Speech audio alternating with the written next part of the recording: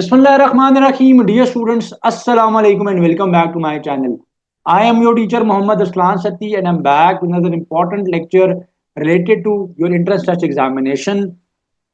आपके टेस्ट का जो क्वांटिटेटिव मैथमेटिक्स का पोर्शन है उसके रियल एंड ऑथेंटिक क्वेश्चन जो कि अभी recent NTS NAT CAT exams में आए, एचईसी के यू सेट और हैट के एग्जाम में आए हैं, हमारे जो एयर यूनिवर्सिटी का, पंजाब यूनिवर्सिटी का और बेरिया यूनिवर्सिटी का जो इंट्रेंस टेस्ट एग्जामिनेशन होता है, कंप्यूटर बेस्ड टेस्ट लिया जाता है एयर में और बेरिया में, उसके अंदर जो ऑथेंटिक क्वेश्चन स्टूडेंट्स ने हमें रिपोर्ट किए, जो हमारे प्रीवियस प्रेप सेशंस के एनरोल्ड स्टूडेंट्स थे या प्रीवियस अटेम्प्ट्स में जो स्टूडेंट्स हमारे अपेयर हुए हैं, उनकी फीडबैक के ऊपर इन क्वेश्चंस को आज के लेक्चर में ऐड किया हुआ है।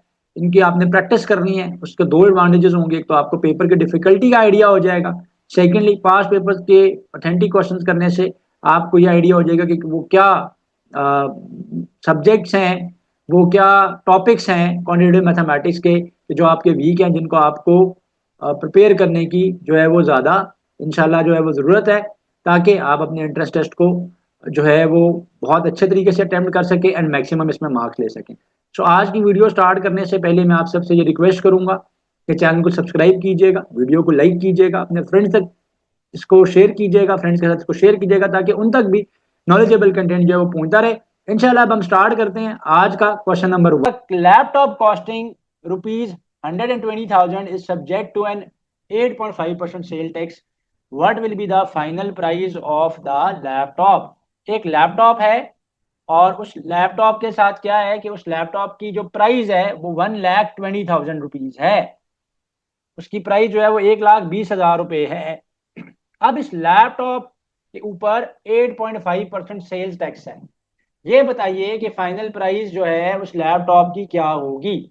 रिसेंट एग्जाम में इस तरह से भी क्वेश्चन आया हुआ है ये परसेंटेज का क्वेश्चन इस तरह से भी आया हुआ है कि एक अमाउंट गिवन होती है या एक गोल्ड की प्राइस गिवन होती है और फिर कहते हैं कि उस गोल्ड की प्राइस जो है ना पर तोला इतना है, एक बंदे के पास इतने तोला गोल्ड है, उसने ज़कात पे करनी है 2.5% के हिसाब से, तो इसको कितनी ज़कात पे करेगा। तो वहां पर भी यही काम करना होता है कि परसेंटेज निकालनी होती है। तो ये सेम कॉन्सेप्ट का क्वेश्चन डिफरेंट स्टाइल के अंदर जो है वो एग्जामिनर्स को पूछने की आदत है। बहरहाल यहाँ पर क्वेश्चन है कि जी एक लैपटॉप की प्राइस जो है वो 120,000 है और उसके ऊपर 8.5% सेल टैक्स है। So a laptop costing ₹1,20,000 is subject to an 8.5% sales tax. ठीक है, 8.5% का उसके ऊपर क्या है, सेल्स टैक्स है। What will be the final price. तो फाइनल प्राइस जो है उस लैपटॉप की क्या होगी। सो 1,20,000 की एक चीज है जिसके ऊपर जो सेल टैक्स है, जो सेल टैक्स की अमाउंट है वो 8.5% बन रही है। तो पहले तो हम क्या करते हैं, इसका टैक्स फाइंड आउट कर लेते हैं। सो टैक्स उस पर कितना है, 8.5% है।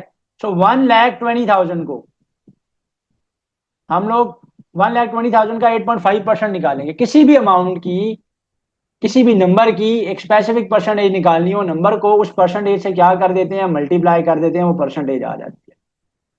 नेक्स्ट स्टेप में क्या करेंगे, परसेंटेज का साइन खत्म करेंगे और हम क्या करेंगे, हम 100 से डिवाइड करेंगे। तभी परसेंटेज का साइन खत्म होता है, 100 से डिवाइड करते हैं। परसेंटेज बनानी होती है तो 100 से मल्टीप्लाई करते हैं। दोनों जीरोस के साथ कैंसिल हो गए।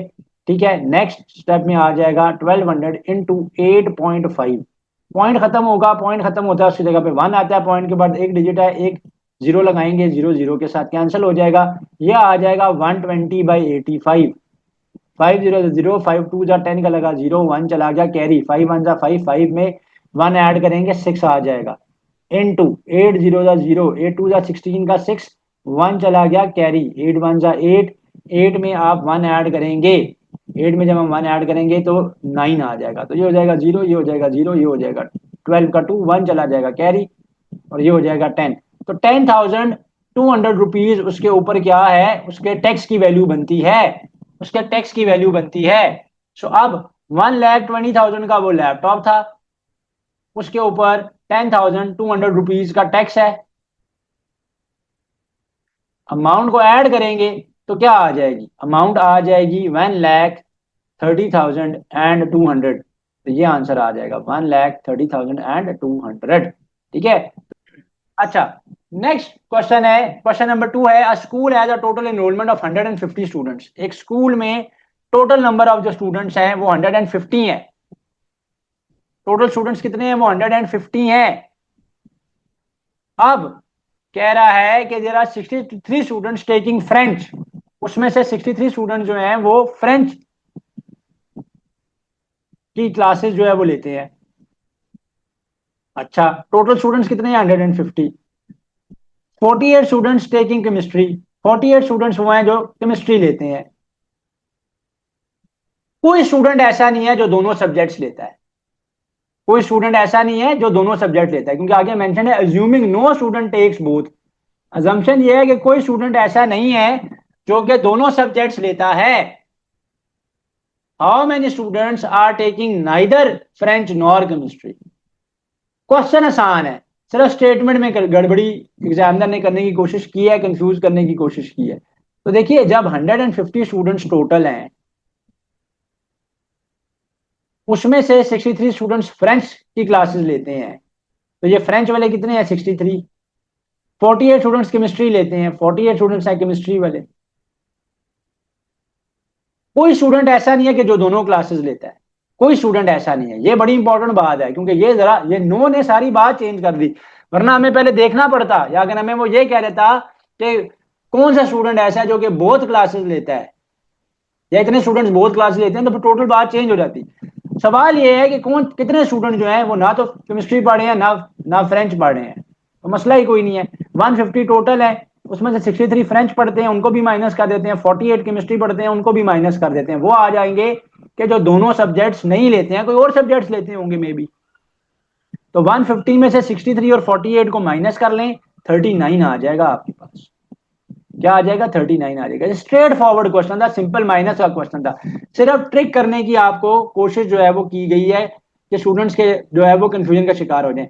The price of a scooter in a television set are in the ratio of 3:2। If the scooter cost 600 rupees more than the television set, what is the price of the TV set और the television set.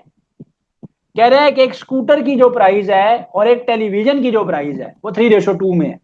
तो scooter ratio TV की जो price है वो क्या है? वो 3:2 है। वो क्या है? वो 3:2 है। अगर स्कूटर की कॉस्ट 600 रुपीज ज्यादा है टीवी से, हमने बताना है कि टीवी की प्राइस क्या होगी। तो हमें हमसे पूछा जा रहा है कि टीवी की प्राइस क्या होगी। तो रेशो में एक रूल याद रखें, मैं बार बार आपको बताता रहता हूं, पहले मॉक्स में भी बताया हुआ है, क्वांटिटेटिव मैथमेटिक्स में बताया हुआ है कि जब भी रेशो हो तो रेशो के साथ एक रेशोइंग फैक्टर ले लिया करें एक्स। तो स्कूटर और टीवी की जो प्राइजेस गिवन है, उनकी जो कॉस्ट प्राइजेस गिवन है, उनके साथ रेशोइंग फैक्टर एक्स आ जाएगा, 3x/2x। अब जरा इस बात पर गौर कीजिए, ये बात है, कह रहे हैं कि स्कूटर की जो प्राइस है वो 600 ज्यादा है देन द टीवी। इसका मतलब क्या है? इस बात का मतलब क्या है? इस बात का मतलब यह है कि स्कूटर में से अगर आप टीवी की प्राइस को माइनस कर देंगे तो पीछे क्या आ जाएगा? 600 आ जाएगा। स्कूटर में से अगर आप टीवी की प्राइस को माइनस कर देंगे तो क्या आ जाएगा? 600 आ जाएगा। 600 आ जाएगा। सो 3x -2x करेंगे तो पीछे 600 आ जाएगा। रीजन क्या है भाई? स्कूटर 600 रुपीज ज्यादा प्राइस है उसकी टीवी से, इसका मतलब स्कूटर में से जब टीवी की प्राइस को माइनस करेंगे तो पीछे क्या आ जाएगी? पीछे हमारे पास डिफरेंस आ जाएगा ना, उनका डिफरेंस आ जाएगा। तो एक्स की वैल्यू आ जाएगी बेसिकली 600। एक्स वो रेशोइंग फैक्टर है। देखिए, रेशो डिवाइड होके आती है, याद रखें। रेशो कैसे आती है? डिवाइड होके आती है। 150 और 100 की रेशो लें तो क्या आता है? 3:2 आता है। 18 और 12 की रेशो लें वो भी तो 3:2 आता है। तो हमें नहीं पता होता कि वो जो डिवाइडिंग नंबर है, वो जो रेशोइंग नंबर है, जो रेशोइंग फैक्टर है, वो क्या है। इसलिए हमेशा साथ एक्स सपोज किया करें जो रेशोइंग फैक्टर है। 12 यहाँ की रेशोइंग फैक्टर आ गई 600, और कैसे आई? स्कूटर और टेलीविजन की प्राइस का फर्क किया तो 600 आ गया। एक्स की वैल्यू जो है वो 600 आ गई। हमसे पूछ रहे हैं कि टीवी सेट की क्या प्राइस है। तो ये था, पहला था स्कूटर, अगला था टीवी सेट। तो टीवी सेट की थी 2x, एक्स की जगह पे 600 पुट कर लेंगे, 2 × 600 करेंगे तो क्या आ जाएगा? 1200 आ जाएगा। What percentage is equivalent to the fraction of 3:5? कितनी परसेंटेज जो है वो इक्विवेलेंट है, ठीक है, 3:5 के। इसमें से कौन सी परसेंटेज 3:5 के इक्वल है? 60% 3:5 के इक्वल है भाई, 60% है। परसेंट को जब नंबर में चेंज करेंगे तो जब भी परसेंटेज का साइन खत्म करते हैं 100 से डिवाइड करते हैं। तो जब मैं उसको 100 से डिवाइड करूंगा 0 0 के साथ कैंसिल, 2 3 जा 5 जा, 3/5 आ जाएगा। क्या आ जाएगा? 3/5। तो आंसर क्या आ गया मेरे पास? आंसर आ गया मेरे पास 3/5। 3/5 आ गया। तो 60% की रेशो बनती है ना 3/5। ये नहीं कह रहा कि इसको करें। हाँ, एक और काम भी किया जा सकता था, आप इस फ्रैक्शन को परसेंटेज में कन्वर्ट कर लें, तब भी आंसर आ जाता, तब भी आंसर आ जाता। तो 3/5 वो मेरा ख्याल है बल्कि ज्यादा आसान लगेगा कुछ। 3/5 को परसेंटेज में कन्वर्ट कर लें, देख लें कितने परसेंट बनता है। 5 1 जा 5 2 जा, 2 और 0 23, 2 जा 6 और 60%। यूं कर लें, वो बल्कि ज्यादा आसान है मेरा ख्याल। A batsman scores 87 runs in his 17th inning and thus increases his career average by 3 runs. Find his new average after the 17th inning.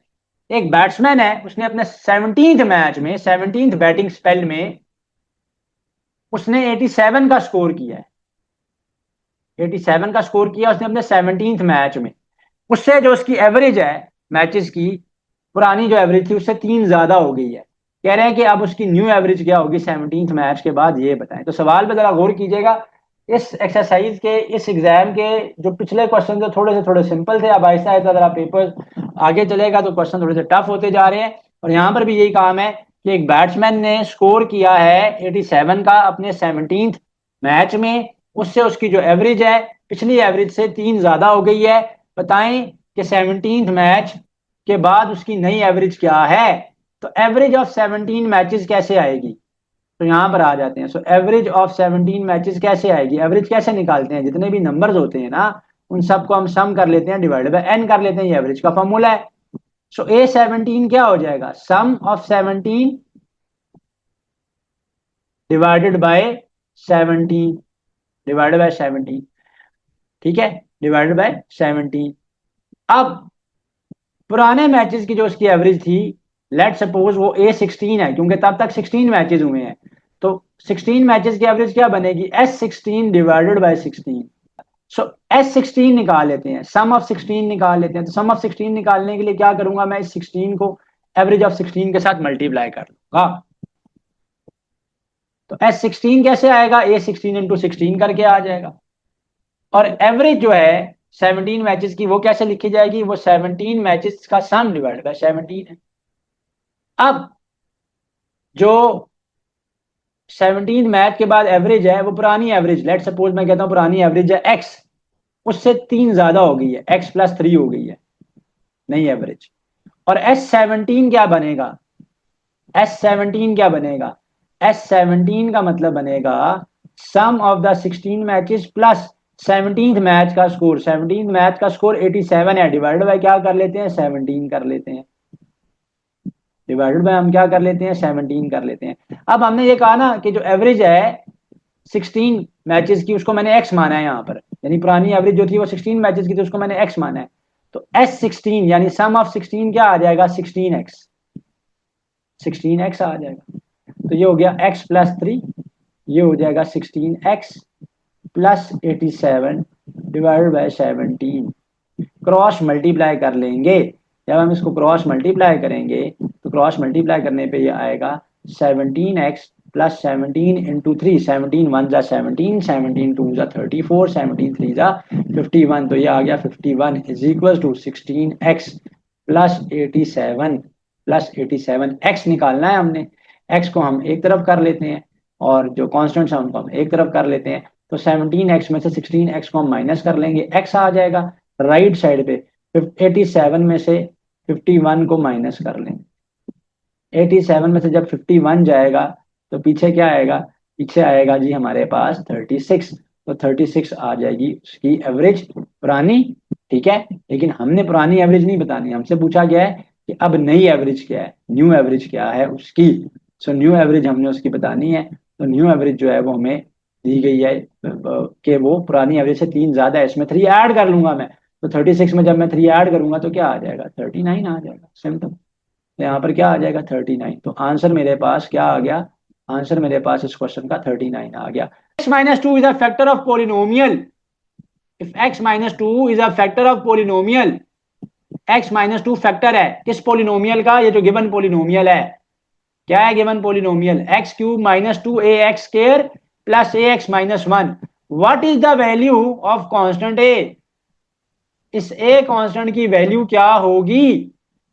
तो एक्स माइनस टू अगर फैक्टर है, सो अगर एक्स माइनस टू फैक्टर है इस polynomial का, अगर x minus two factor है इस पोलिनोमियल का, राइट, तो फैक्टर अगर x माइनस टू है तो x की वैल्यू क्या आ जाएगी, x इक्वल टू टू आ जाएगी। इस पोलिनोमियल में जब हम पुट करेंगे तो जब फैक्टर से रूट बना लेते हैं, ये रूट बन गया, जब रूट को प्लग इन किया जाता है तो आंसर जीरो के इक्वल आता है। तो इसका मतलब ये है कि इस पोलिनोमियल में जब मैं टू पुट करूंगा, p ऑफ x जो गिवन है मेरे पास, जो कि है x cube minus two a x square plus a x minus one, तो यहाँ पे p ऑफ टू पुट कर लेते हैं, पोलिनोमियल में टू पुट कर लेते हैं x की जगह पे। जब टू पुट करेंगे आंसर जीरो के इक्वल आएगा ना, रूट आ जाता है जब उसमें तो जीरो हो जाता है। तो टू का क्यूब हो जाएगा 8 माइनस टू ए, टू का स्क्वायर क्या हो जाएगा 4 plus a into two two a minus one equal to zero कर लेते हैं। ठीक है, तो ये क्या हो जाएगा 2a और minus 8a minus 6a, minus 6a, और 8 में से 1 चला जाएगा, क्या हो जाएगा प्लस 7 इज इक्वल टू जीरो। 6a को राइट साइड पे ले जाएंगे, पॉजिटिव हो जाएगा, 6a इज इक्वल टू 7 आ जाएगा, a की वैल्यू 7/6 आ जाएगी। a की वैल्यू क्या आ गई, a की वैल्यू आ गई है 7/6, a की वैल्यू क्या आ गई है 7/6। तो जब भी रूट प्लग इन होता है किसी पोलिनोमियल में आंसर जीरो के इक्वल हो जाता है। नेक्स्ट क्वेश्चन है क्वेश्चन नंबर 7। क्वेश्चन नंबर 7 में x की वैल्यू निकालने का कहा गया है और क्वेश्चन गिवन है x plus three divided by two plus three of x is equal to 5 into x minus three plus x plus 23 divided by 5। x की वैल्यू फाइंड आउट करने का कहा गया। इजी क्वेश्चन है लेकिन सॉल्व करना पड़ेगा। पहले हम लेफ्ट साइड के ऊपर सॉल्व कर लेते हैं, नीचे सिर्फ टू पड़ा हुआ है, जब टू पड़ा हुआ है यहाँ पर तो एलसीएम भी क्या आ जाएगा, जब अकेला जो नंबर पड़ा हुआ होगा वही एलसीएम आ जाता है, टू आ जाएगा एलसीएम, ऊपर आ जाएगा x plus three, two into three x करेंगे तो 6x हो जाएगा, यहां पर 5 आ रहा है एलसीएम। इस 5 को जब 5 के साथ हम मल्टीप्लाई करेंगे तो 5 5 का क्या हो जाएगा 10, और सॉरी 5 5 का क्या हो जाएगा 25, सो 5 5 का हो जाएगा 25, 25 एक्स माइनस थ्री, यहां पर क्या आ जाएगा x plus 23, x plus 23। Brackets को ओपन कर लेते हैं और सॉल्व कर लेते हैं। तो पहले ये x और 6x 7x, 25 इंटू एक्स करेंगे तो 25x आ जाएगा, माइनस 75 आ जाएगा, प्लस x प्लस 23 आ जाएगा डिवाइड बाय 5। यहां पर क्या आ जाएगा 25x में x ऐड करेंगे तो क्या आएगा 26x आएगा। 75 में से जब आप 23 को माइनस करेंगे तो माइनस 52 आ जाएगा डिवाइड बाय 5।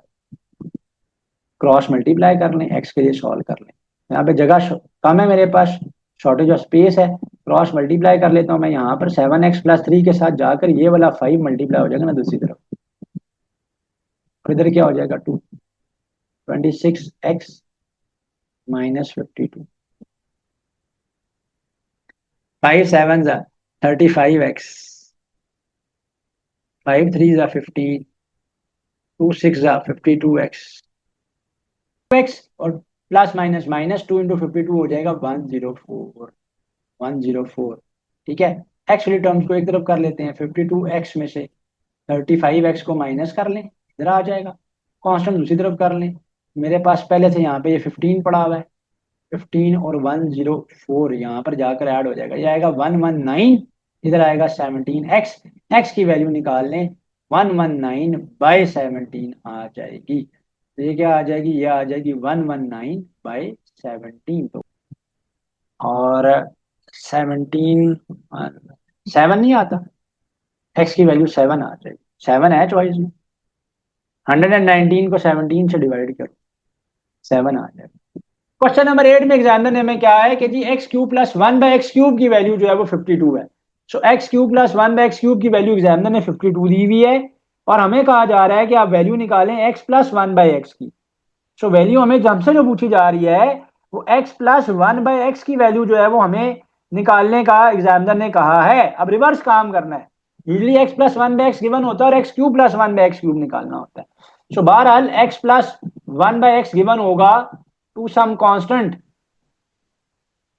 ठीक है। Let suppose that constant is a. तो उससे अगर x cube plus one by x cube बनाना हो तो उसका शॉर्टकट क्या है? उसका शॉर्टकट क्या है? उसका शॉर्टकट है ए का क्यूब माइनस थ्री ए का क्यूब माइनस थ्री ए। अब x cube plus one by x cube paper में गिवन है हमें, यहाँ पे क्वेश्चन में गिवन है हमें यहाँ पे 52 है। तो इसकी जगह पे मैं क्या पुट कर दूंगा? 52। 52 आ जाएगा ए क्यूब माइनस थ्री ए के इक्वल। अब बड़ा सिंपल काम है, बड़ा ही सिंपल काम है।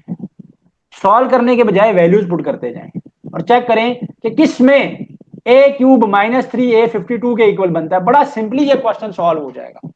क्वेश्चन जब पास पेपर में आया स्टूडेंट स्ट्रिक हो गए थे, और बहुत से स्टूडेंट ने ये कहा कि सर यूजली तो हम x plus one by x से x cube plus one by x cube बनाते हैं, तो यहाँ पर भी तो वही काम करना है, यहाँ पे वैल्यूज पुट करनी है, पुट करते जाएं, इक्वेट कर लें। तो ये इक्वेशन बना ली हमने। अब हम चेक कर लेते हैं कि किस में ये चॉइसेस हम पुट करें। जो ए वो नंबर ही होगा ना, तो थ्री जब मैं पुट करता हूं तो क्या आंसर बनता है? थ्री के ऊपर तो नहीं बन रहा, क्योंकि थ्री का क्यूब क्या हो जाएगा? थ्री का क्यूब हो जाएगा 27 minus three into three. Three three का क्या होता है? 9। तो थ्री का क्यूब हो गया 27, 27 में से तो 9 जाएगा, पीछे 18 रह जाएगा ना, 52 थोड़ी बनेगा। ये कर लेते हैं। ये जब हम करेंगे 52 में से, इसको आप पुट करके देखते हैं। फोर का क्यूब एक ही जगह पे फोर पुट करके देखें, मैंने थ्री फोर दा, थ्री इंटू फोर 12 हो जाता है। स्टेप्स तो मैंने आपकी अंडरस्टैंडिंग के लिए किया, जरूरत नहीं थी वैसे तो। ये कंप्लीट हो गया, 64 में से 12 चला गया, पीछे 52 आ गया। तो ये राइट आंसर बन रहा है। तो राइट चॉइस ऑप्शन बी बन रहा है। तो रिकैप करते हैं इसका। X cube plus one by x cube 52 given है। X plus one by x की वैल्यू निकालने का कहा जा रहा है। शॉर्टकट रूल क्या है? X plus one by x अगर किसी कांस्टेंट ए के इक्वल हो तो x cube plus one by x cube किसके इक्वल होता है? X cube plus one by x cube equal होता है ए क्यूब माइनस थ्री ए के। अगर ये माइनस होता तो फिर प्लस थ्री ए आता उस केस में। तो बहरहाल हम कहते हैं कि x plus one by x की वैल्यू क्या है? ए है। ए क्यूब माइनस थ्री ए हो गया। X plus one by x cube की जगह पे 52 प्लग इन किया, आगे सॉल्विंग किया वैल्यूज डाल के। हमें खुद ए क्यूब की इक्वेशन फाइंड आउट करने की जरूरत नहीं है, सिंपली वैल्यूज को प्लग इन कर लें, you will get the answer. So ये आंसर आ गया 4 के ऊपर। नेक्स्ट क्वेश्चन बड़ा क्रूशियल क्वेश्चन है, लास्ट टेस्ट में आया हुआ है, बिल्कुल लास्ट टेस्ट हुआ है वहां पर ये क्वेश्चन आया था। ठीक है, तो थोड़ी सी स्पेस क्रैम्प है, आज पेपर मैंने कुछ ऐसा बनाया कि जगह थोड़ी सी इसमें शॉर्ट है। कह रहा है कि 4a इक्वल टू 8b के है। 4a is equal to 8b के इक्वल है। 4 की power a is equal to 8 की पावर b के इक्वल है। ए रेशो बी निकाल दें, ए रेशो बी निकाल दें। 4 की power a is equal to 8b है। 4 की power a is equal to 8b के इक्वल है। ए रेशो बी निकालना है। सबसे पहले इनकी बेसिस को सेम करें। तो 4 को लिखा जा सकता है 2 की पावर 2, 2 की पावर 2 होल पावर a। 8 को लिखा जा सकता है 2 की पावर 3 होल पावर b। तो पावर के ऊपर पावर हो, पावर मल्टीप्लाई होती है। 2 की पावर 2a, 2 की पावर 3b। 2 2 के साथ क्या हो जाएगा? कैंसिल।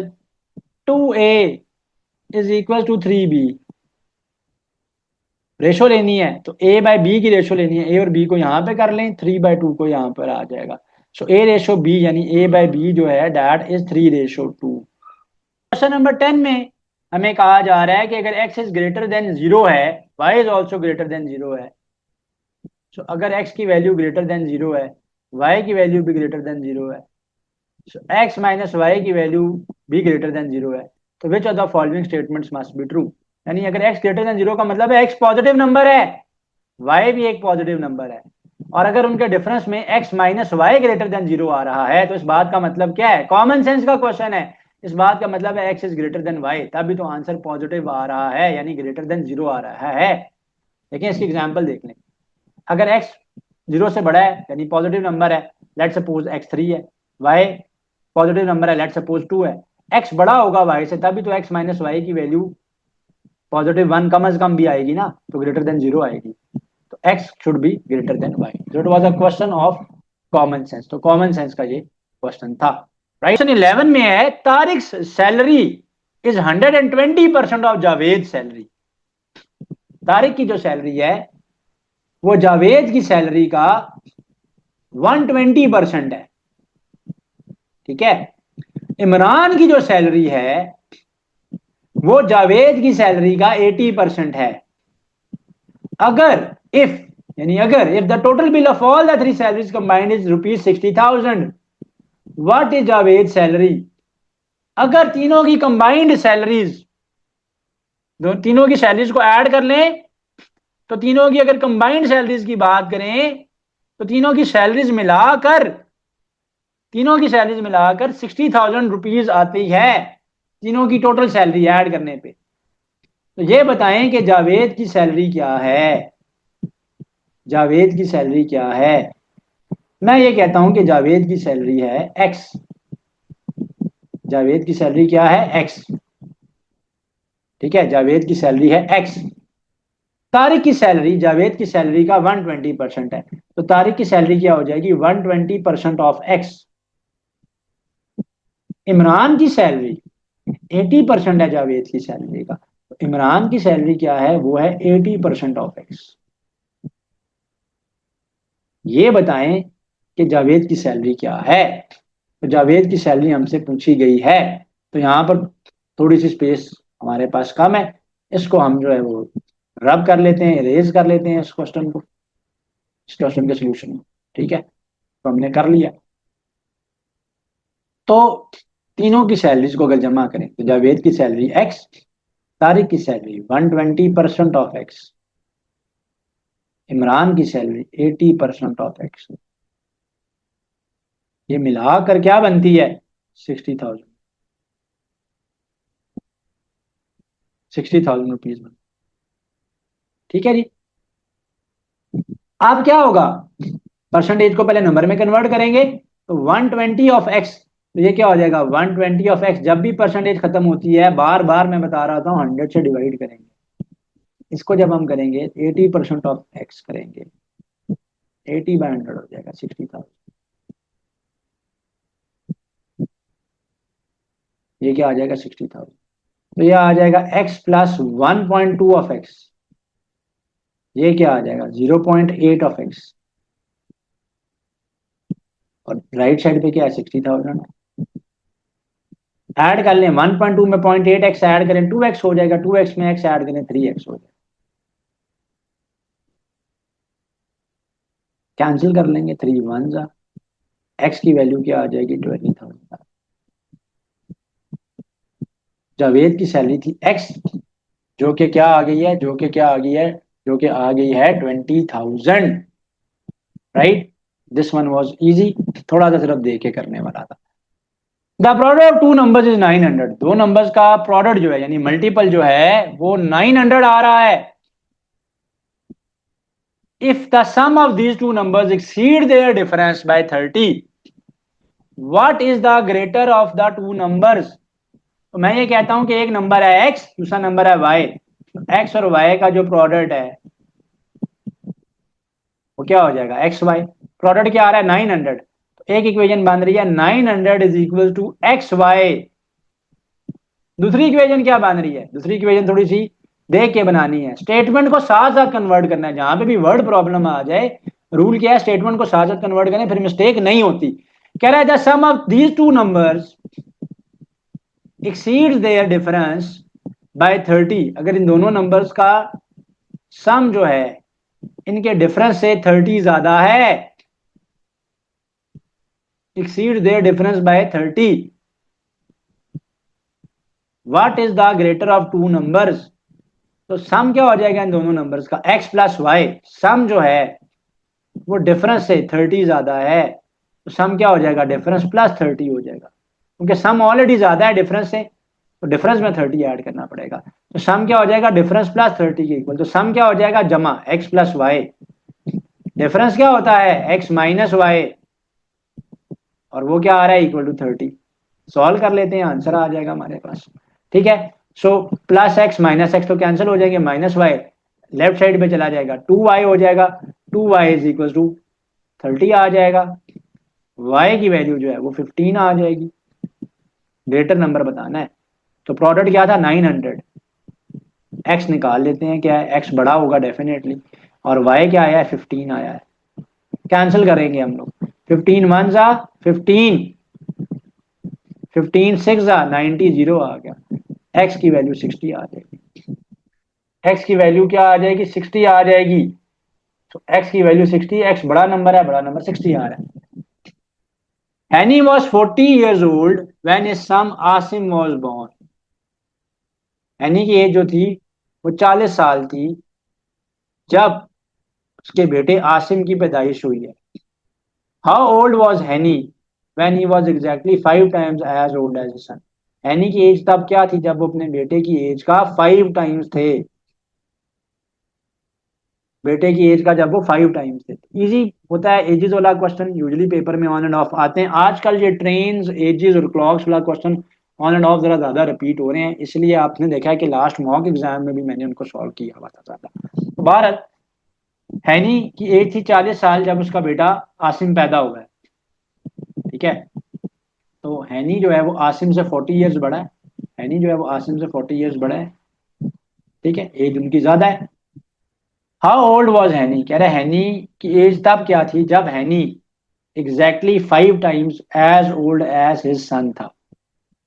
हैनी जो था अपने बेटे की एज का जब एग्जैक्टली 5 टाइम्स था, तो तब बेटे की एज क्या थी, तो हैनी जब आसिम की एज का, आसिम नाम है ना बेटे की एज का, 5 था, बताएं कि ए उस टाइम हैनी की एज क्या थी। तो हैनी 5 टाइम्स हो गया है, अगर हैनी की एज अगर 5 टाइम्स हो गई है आसिम की एज के, अब यहाँ पे वैल्यू पुट कर लेते हैं। जब मैं वैल्यू पुट करूंगा तो एज की वैल्यू क्या आई है, फर्स्ट इक्वेशन से a + 40। ए के लिए सॉल्व कर लेते हैं, पहले आसिम की एज निकाल लेते हैं, राइट साइड पे ले जाएंगे ए को, माइनस हो जाएगा, 40 की वैल्यू आ जाएगी 4a, ए की वैल्यू क्या आ जाएगी 10, ए आ गया 10, a 10 आ गया। अब वो अपने बेटे की एज के जब 5 टाइम्स है, तो तब उनकी एज है नहीं कि क्या है, 5 इंटू ए आया 10, 5 इंटू 10 कर लेंगे 50 आ जाए, 50 आ जाएगी।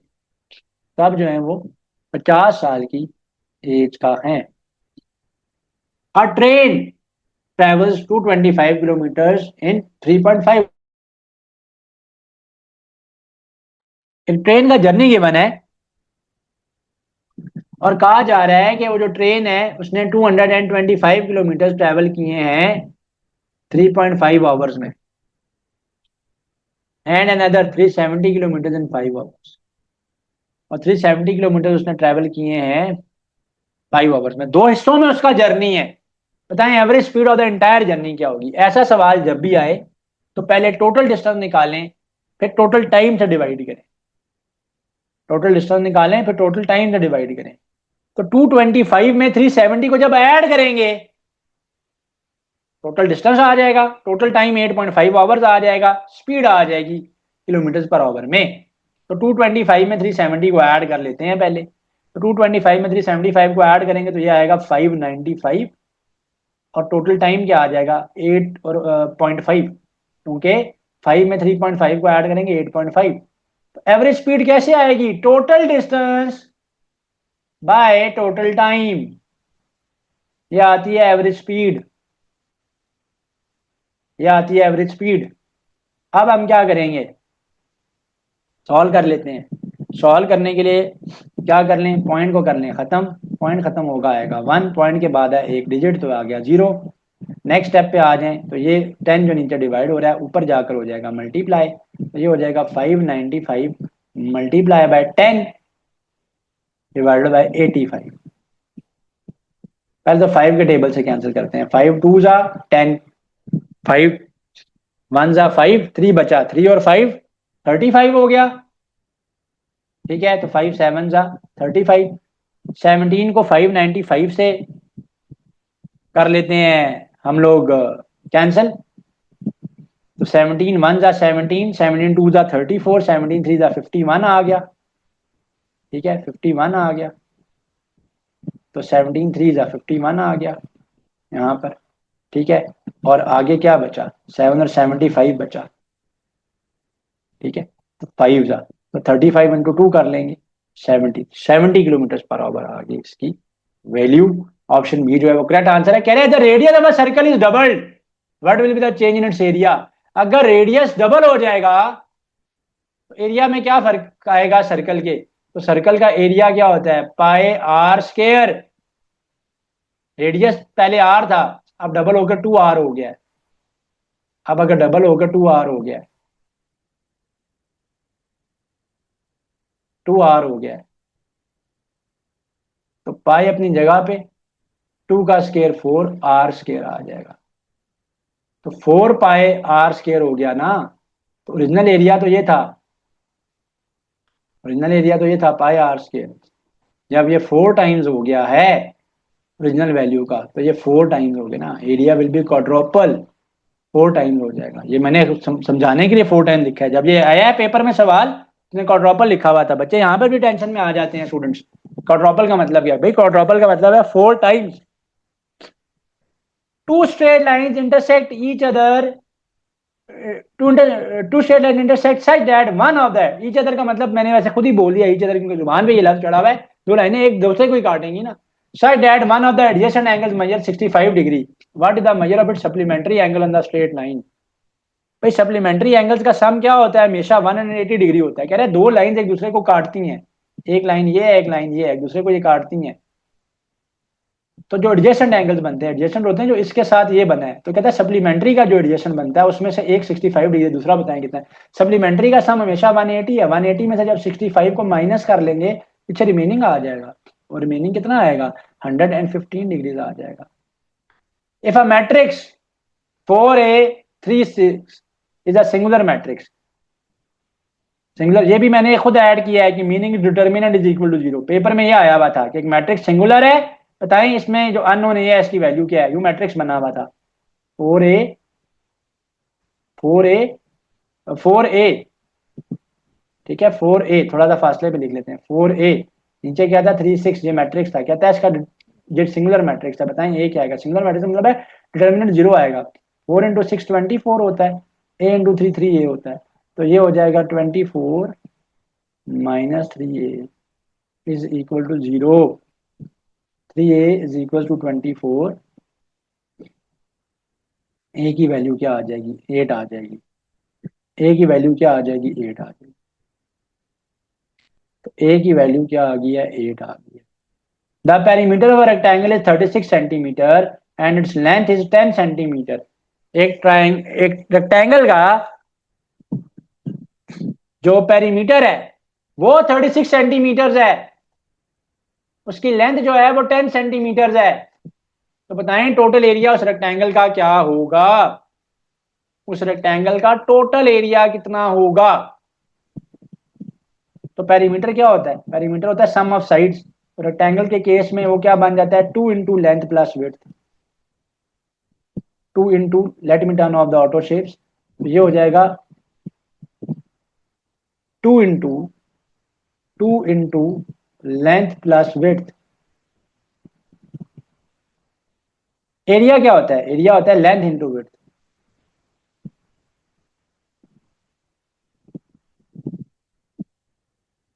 तो 2 इंटू लेंथ प्लस विड्थ, तो पेरीमीटर कितना है, 36 है।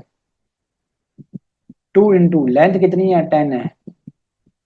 विड्थ क्या है, W है। 2 10 20 प्लस 2W। 36 में से 20 को माइनस कर लेंगे,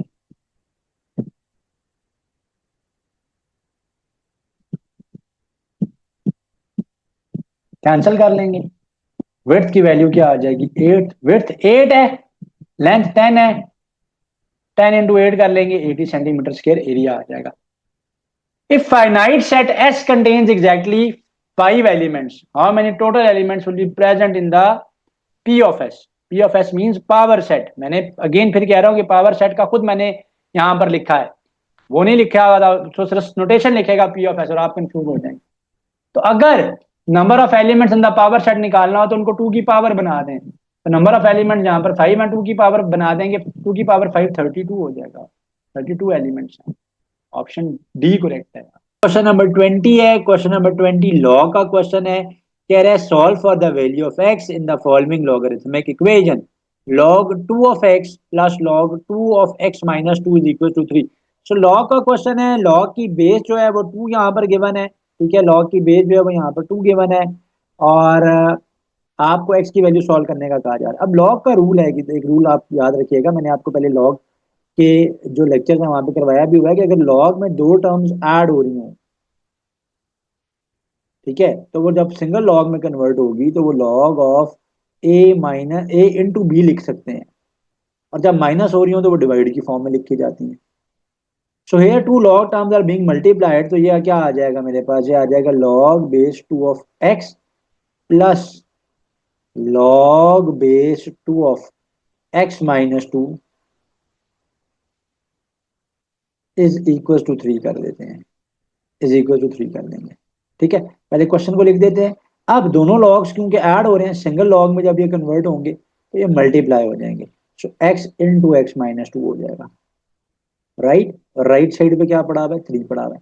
अब जब हम एंटी लॉग लेंगे, एंटी लॉग लेते हैं तो जो लॉग की बेस होती है वही पावर बन जाती है। तो जब मैं यहाँ पर एंटी लॉग लूंगा तो लॉग तो कैंसिल हो जाएगा, यहाँ पे लॉग की बेस 2 है, तो ये क्या है कि लॉग बेस 2 ऑफ एक्स है, बेस 2 है, तो ये क्या हो जाएगा 2 की पावर 3 हो जाएगा।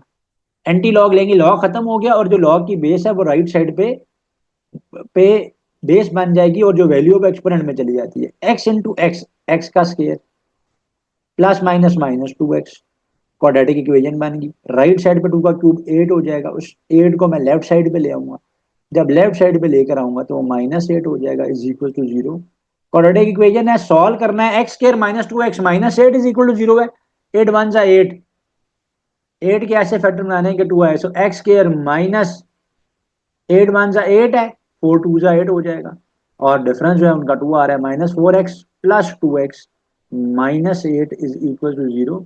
एक्स को ले लूंगा मैं कॉमन, एक्स को मैं ले लूंगा कॉमन, पीछे आ जाएगा x माइनस 4, यहाँ पे मैं ले लूंगा 2 को कॉमन, ये आ जाएगा x minus 4 is equal to 0, is equal to 0। तो ये वैल्यू आ जाएगी x plus 2 into x minus 4 is equal to 0, right. So x की एक वैल्यू क्या आ जाएगी -2, दूसरी वैल्यू क्या आ जाएगी x की, is equal to 4। So real value ली जाती है, तो रियल वैल्यू जो है वो x इक्वल टू 4 आ जाएगी। तो x को -2 नहीं मार करना, बल्कि x की वैल्यू को क्या मार करना है आपने, x इज इक्वल टू 4 जो है वो मार्क करना है। क्वांटिटेटिव मैथमेटिक्स के पास पेपर्स बेस्ड क्वेश्चंस हैं, और मैंने आज जानबूझकर आज की एक्सरसाइज के अंदर जो है ना दो चीजें मैंने ऐड की हैं। एक तो ये है कि मैंने इसके अंदर ऑप्शंस ऐड नहीं किए हुए, ऑप्शन जानबूझ के ऐड नहीं किए, बिकॉज जब मैं फिर क्वेश्चन सॉल्व करवा रहा होता हूँ आप लोगों की नजर ऑप्शन की तरफ होती है। नो डाउट पेपर में एमसीक्यूज होंगे, एमसीक्यूज की फॉर्म में ही क्वेश्चन होते हैं आपके पेपर में। सेकेंडली आज कंपाइलेशन है कुछ ऐसे वर्ड प्रॉब्लम्स की, मिक्स चीजों की, कि जिनका जो कॉन्सेप्ट है वो इस तरह से है कि उसमें कोई डायरेक्ट फॉर्मूला नहीं लगते, बल्कि कॉमन सेंस फॉर्मूलाज के साथ साथ जो है वो कॉमन बेसिक नॉलेज भी यूज हो रहा होता है। तो इसलिए ये क्वांटिटेटिव मैथमेटिक्स या बेसिक मैथमेटिक्स के लेक्चर के अंदर आज जो है ना वो इस तरह के क्वेश्चंस को जो है वो मैंने ऐड किया हुआ है। फर्स्ट क्वेश्चन से स्टार्ट लेते हैं, कह रहे 1/6 of a day is what part of time between 3 PM Monday and 3 PM Thursday of the same week. 1/6 of a day जो है वो क्या पार्ट बनता है किस टाइम का, 3 PM मंडे से लेके 3 PM थर्सडे तक of the same week, of the same week, of the same week. So ऊपर हमारे पास क्या है, 1/6 ऑफ अ डे है, हमने बताना है कि वो कितना पार्ट बनता है। पार्ट मींस पोर्शन बनता है। जब भी पार्ट की बात होगी तो आपने रेशो निकालनी है, आपने डिवाइड करना होता है उसी वीक के 3 PM मंडे से लेके 3 PM थर्सडे तक कितना टाइम बनता है, पार्ट में कितना पार्ट बनता है उस टाइम का। अब दो ऑप्शन हैं इसको सॉल्व करने के, इसको डेज में भी रहने दे सकते हैं, इसको हम लोग जो है रहने दे सकते हैं, इसको हम लोग कन्वर्ट करना चाहें तो we can take it into hours as well. But याद रखिएगा डिवाइड करने से पहले दोनों के यूनिट्स को सेम करना is essential, is crucial, otherwise आपका आंसर करेक्ट नहीं आएगा। आप डेज में कन्वर्ट करते हैं तब भी सेम आंसर आएगा, आप आवर्स में रखते हैं तब ही आंसर आपके पास सेम आएगा, राइट। सो मैं क्या कर रहा हूं, मैं इसको लेट से आवर्स में ले देता हूं for the sake of convenience and for the sake of your understanding. 1/6 of a day, एक डे के अंदर कितने आवर्स होते हैं, 24 आवर्स होते हैं। तो 1/6 ऑफ अ डे के डे क्या कितना पार्ट बन जाएगा आवर्स में, अगर मैं इसको कैंसिल करूंगा तो ये बन जाते हैं 4 hours. So this is 4 hours. Now we have to find out its part और its ratio from 3 PM Monday till 3 PM Thursday of the same week. 3 PM Monday से लेके 3 PM थर्सडे जो है उसी वीक का, ये कितना टाइम बनेगा। तो ये देखिए 3 PM का मतलब क्या है, दोपहर के या सुपहर के 3 बजे। सो 3 PM मंडे से लेकर हम देखते हैं कि 3 PM थर्सडे और द सेम वीक तक ये कितना टाइम बनता है, कितने आवर्स बनते हैं। सो 3 PM मंडे से लेकर 3 PM ट्यूसडे तक मेरे पास क्या है, ये 24 आवर्स हो जाएंगे। अगेन 3 PM वेनेसडे तक, ये ट्यूसडे आ गया, आगे वेनेसडे आ गया 3 PM, अगेन मेरे पास ये 24 आवर्स बन जाएंगे। 3 PM वेनेसडे से लेकर 3 PM थर्सडे तक अगेन मेरे पास ये 24 आवर्स बन जाएंगे। सो 24 + 24 + 24, so it makes 72 hours. So 1/6 of a day का हमने पार्ट निकालना था, 1/6 ऑफ अ डे का पार्ट निकालना था इस टाइम के साथ। ये जो 3 PM मंडे से स्टार्ट हो रहा है और 3 PM थर्सडे तक चल रहा है of the same week, part का मतलब है डिवाइड करना था। तो 1/6 ऑफ आवर तो मेरे पास क्या बना, 4 आवर्स बन गए। एंड वो जो 3 PM मंडे से स्टार्ट हुआ है टाइम और 3 PM थर्सडे तक ऑफ द सेम वीक पे गया है। PM का मतलब क्या है, दोपहर के 3 बजे। तो 3 PM मंडे से 3 PM ट्यूसडे तक एब्सोल्युटली 24 आवर्स बनते हैं, 24 घंटे बनते हैं। अगेन ट्यूसडे से लेके वेडनेसडे तक 3 PM तक अगेन 24 आवर्स बनते हैं, अगेन 24 आवर्स बनते हैं। सो 24 + 24 + 24, 3 डेज बन गए या 72 आवर्स बन गए, जो भी आप इसको नाम देंगे, डिवाइड कर लेंगे and then will simplify it up and will get the answer. 4 1s are 4, so 4 1s are 4, 7 में से 4 गया, 3 बचा, 3 और 2 32, 4 8s are 32।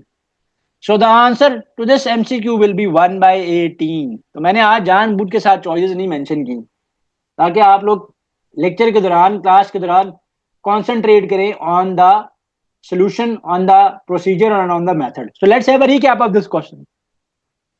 क्वेश्चन में पांच पेपर का, क्योंकि ये क्वेश्चन है, एग्जामिनर ने कहा हुआ है कि 1/6 ऑफ अ डे जो है वो क्या पार्ट बनता है टाइम का between 3 PM Monday till 3 PM Thursday of the same week. So part का मतलब क्या, यू हैव टू डिवाइड और you have to take the ratio. So you have to take the ratio or you have to divide. So या तो आप hours में ले जाएं या आप डेज में ले दें।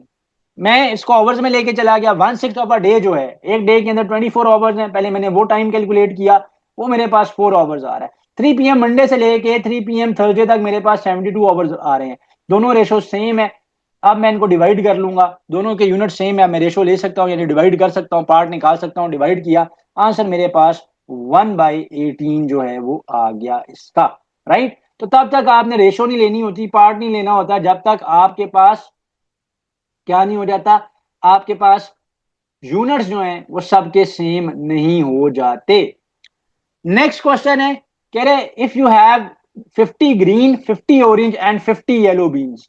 अगर आपके पास 50 green 50 orange and 50 yellow beans हैं, right, and how many bags can you fill for Halloween, each containing 2 green 3 orange and 4 yellow beans।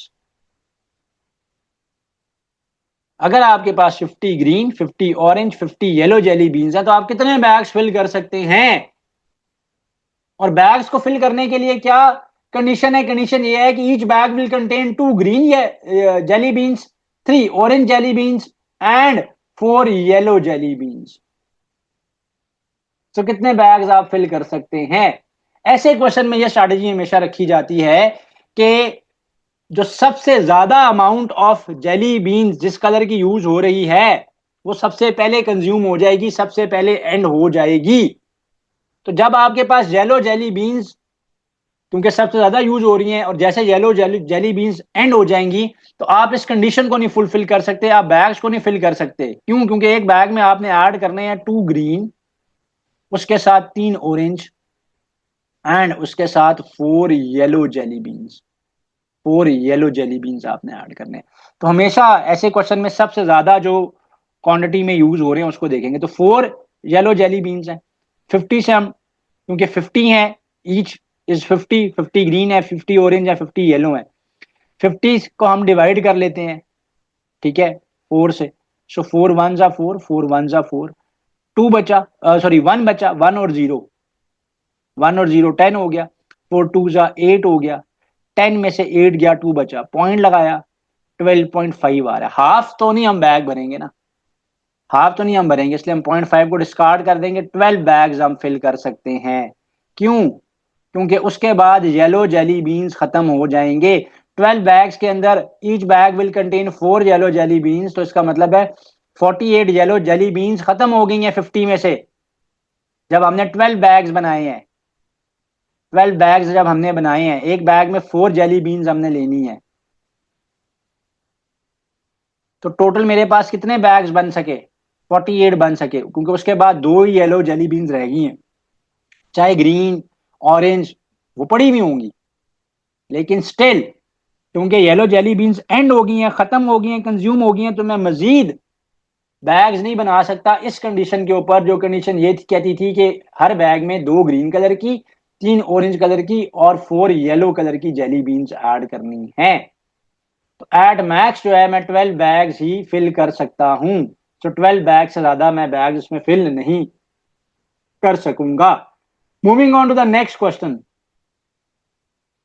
Next question है, मैंने आप वैसे तो जानबूझ के चॉइसेस नहीं दी हुई, वैसे तो वहां पे चॉइसेस होंगी, लेकिन इसके मल्टीपल आंसर बन सकते हैं। लेकिन जो आंसर इसका पेपर के अंदर था, मैं उसके हवाले से इसको सॉल्व करवा लेता हूँ। A b c is equal to 2। अगर ए बी सी की वैल्यू 2 है एंड ए की वैल्यू सी के इक्वल है, तो बताएं बी की वैल्यू क्या होगी? ए की वैल्यू सी के इक्वल है, सो ए इंटू बी इंटू सी की वैल्यू क्या है? 2 है।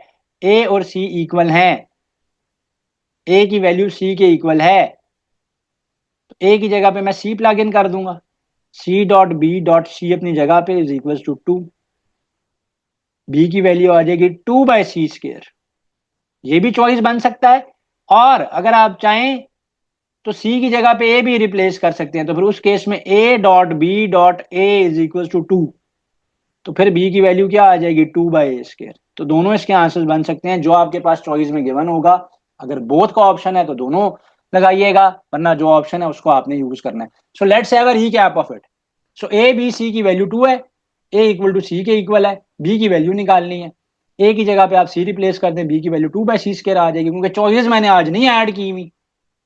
तो B is equal to 2/c² भी हो सकता है, B is equal to 2/a² भी हो सकता है, अगर सी की जगह पे आप ए प्लग इन कर दें, क्योंकि दोनों इक्वल है। राइट जी। Moving on to question number 4। Question number 4 is, if t is an integer greater than 5। T एक इंटीजर है जो कि 5 से क्या है? जो कि 5 से बड़ा है। जो कि 5 से क्या है? जो कि 5 से बड़ा है, जिसकी वैल्यू 5 से ग्रेटर है। The expression that must represent N odd integer is, वो एक्सप्रेशन जो कि लाजमी तौर पर ऑड इंटीजर को रिप्रेजेंट करेगा, वो एक्सप्रेशन क्या होगा? वो एक्सप्रेशन क्या होगा? अगर टी एक इंटीजर है जिसकी वैल्यू ग्रेटर देन 5 है, तो आप ये बताएं कि वो कौन सा इंटीजर है जो कि हमेशा must represent an odd integer. But remember, the value of t is greater than 5. So t is an integer which is greater than 5. And we have no information about t, that t in itself खुद odd है या even है। हाँ, हमने ये बताना है कि इनमें से फॉलोइंग में से एक्सप्रेशन कौन सा है जो कि हमेशा ऑड इंटीजर को रिप्रेजेंट कर रहा है। इनमें से वो एक्सप्रेशन कौन सा है जो कि हमेशा ऑड इंटीजर को ही रिप्रेजेंट कर रहा है, तो वो हमने बताना है। राइट। सो पहली बात तो यह है कि टी की वैल्यू 5 से बड़ी है, और हमने वो चेक करना है कि जिसमें हम इवन ऐड करें तब भी, इवन प्लग इन करें तब भी हमें odd they, odd plug in करें तब भी हमें ऑड दे। तो ऐसे क्वेश्चन को सॉल्व करने का तरीकाकार या मेथड क्या होता है कि आप क्या करते हैं कि आप इसके अंदर कोई भी इंटीजर प्लग इन कर लें जिसकी वैल्यू जो है वो ग्रेटर देन 5 हो। चेक करें क्या आंसर ऑड आ रहा है या इवन आ रहा है। हमें वो चाहिए कि which must represent N odd integer, which must represent N odd integer, जो हमें ऑड इंटीजर ही रिप्रेजेंट कर रहा होगा। ठीक है, तो वो हमें हमेशा क्या कर रहा होगा, वो हमें हमेशा ऑड इंटीजर ही रिप्रेजेंट कर रहा होगा। सो 5 से बड़ी हम दो वैल्यूज ले लेते हैं, एक वैल्यू 6 है, एक वैल्यू 7 है। इवन पे भी चेक हो जाएगा, ऑड पे भी चेक हो जाएगा, और 5 से जो बड़े होने की कंडीशन क्वेश्चन में दी गई है वो भी फुलफिल हो रही है। तो इसमें मैं प्लग इन करता हूं। पहले लेट्स सपोज पहला जो एक्सप्रेशन है that is T into T plus one, so I am plugging 6 in place of it. तो 6 आ जाएगा, 6 इंटू 7 किया, तो जब मैंने इसमें इवन पार्ट पुट किया तो ये तो 42 दे रहा है। 42 तो इवन नंबर है, ये तो बात यहीं पे फेल होगी भाई, ऑड पे चेक करने की जरूरत ही नहीं है, वो तो यहीं पे फेल हो रहा है, जरूरत ही नहीं है उसकी। इस पे चेक करते हैं। सेकंड वाला है 3t-1, पहले 6 प्लग इन कर लेते हैं, इवन 3 इंटू सिक्स इज 18, 18 में से 1 माइनस करेंगे, 18 में से 1 माइनस करेंगे तो क्या आ जाएगा, 17 आ जाएगा। ऑड आ रहा है भाई, इस पे तो ऑड आ रहा है। आप चेक कर देखें, क्योंकि वो इंटीजर है, हमें नहीं बताया गया कि वो इंटीजर ऑड है या इवन है। वो कह रहे हैं 5 से बड़ा कोई भी एक इंटीजर पुट करें, ये बताएं कि वो कौन सा एक्सप्रेशन है इसमें से जो हमेशा ऑड इंटीजर रिप्रेजेंट करेगा। तो मैं इवन वैल्यू भी इसलिए प्लग इन कर रहा हूं, ऑड भी कर रहा हूं, because we have no idea about this value t, कि टी इन इटसेल्फ इवन है या टी इन इटसेल्फ ऑड है। तो मैंने क्या किया यहां पर, मैंने 6 प्लग इन किया तो इसने तो ऑड दिया, मैं ऑड वैल्यू प्लग इन करके देखता हूं। तो 3 इंटू 7 -1 करूंगा मैं।